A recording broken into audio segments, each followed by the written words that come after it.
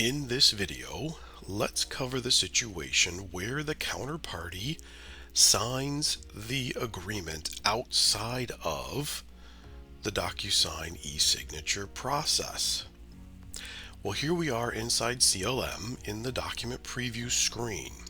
We can see over here under tasks, we don't have any tasks currently because the document is out for signature.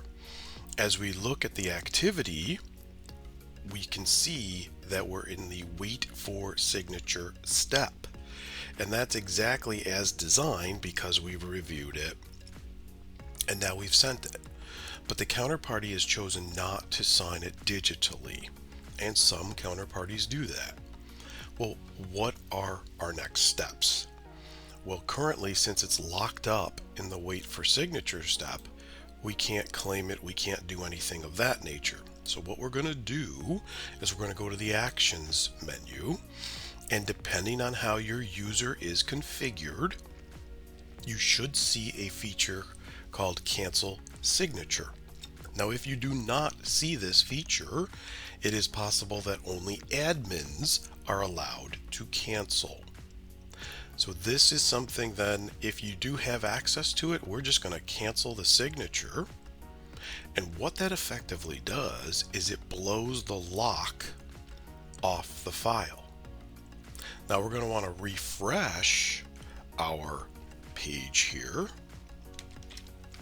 And upon refreshing, we should be able to see, depending on if it has come back yet, that this agreement returns to us. So here we go, and it took a little bit more of a split second there, but you can see now we are back in the task that we now have the ability to do next steps. So what would be the next step? Well, you can upload the document that was sent as signed.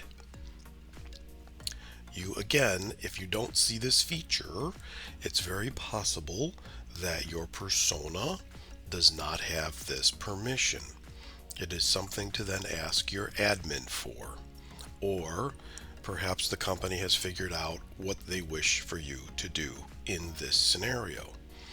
So you can upload a new version here. You can also choose the wet signature process. Now let's talk about the two options here. What is wet signature doing?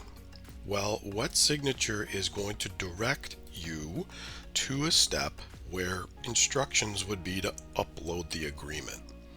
Well, I could do that right here. Yes, you can. You could stay in the requester review or whatever stage you're at and upload a new version. Now, the question that you need to consider is, has the company signed the paper? So let's say for this use case, the counterparty signed and emailed it back to the rep. The rep, or the person who sent it out for signature, they've uploaded the new version. Should they do this through wet signature? They don't have to, but this does put a date timestamp in the workflow, so that's not a bad thing.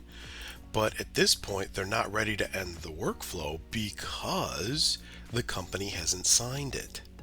So you could still go to wet other signature, upload the document, return to the previous step if you wanted to do it this way, and then send for signature again. Now, what's going to be sent for signature? Well, at this point, it would be the PDF that was uploaded or the document that was signed. Presumably, it'll be a PDF. When you send for signature this next time, you're going to need to designate who needs to sign it from the company's perspective. So let's do that. Let's say, okay, I uploaded a new document and I want to now send for signature, but I'm really only sending it to our our company signatory. If that's the case, then we're going to be redirected here to the standard review and send for signature. We're going to click next, and now we're handed off to the eSignature application. So we've just left the CLM application at this point, and now we're in the eSignature. Well, what we get with the out-of-the-box accelerator functionality is two parties to send. Well, in this case, the company signer, let's say this is the company signer, yeah, they haven't signed it yet, but the counterparty did sign. So you could do this a couple of different ways. Let's just delete this, turn this over into the first signer. We can set a value here for company signatory. So here we go, company signer, and we can have that email that gets sent to them that could be added. Now what we're going to notice here is we're going to click next, and we will drag tags to our agreement. So let's say this was already signed. Well, you're just going to drag your company signer information here. Okay? And then this can be sent out the door to that company signer. This would already have been signed, and then you're going to send it out the door.